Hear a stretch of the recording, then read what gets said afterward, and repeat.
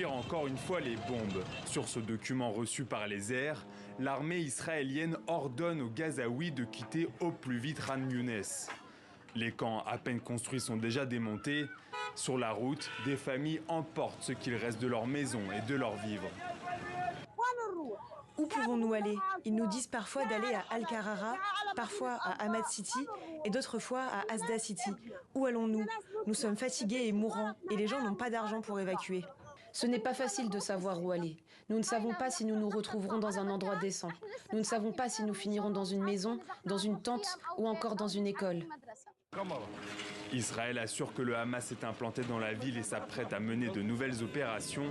Des menaces de frappe alors que le groupe islamiste appelle à une trêve selon les recommandations de Joe Biden. Le 31 mai, le président américain proposait un plan en 3 phases. L'arrêt des combats avec le retrait des troupes israéliennes, la libération d'otages et enfin la reconstruction de Gaza. Il est temps d'entamer cette nouvelle étape, que les otages rentrent chez eux, qu'Israël soit en sécurité, que les souffrances cessent. Il est temps que cette guerre se termine, que le jour d'après commence. Un sommet organisé par les États-Unis, l'Égypte et le Qatar, médiateurs du conflit, doit avoir lieu ce jeudi dans une capitale régionale.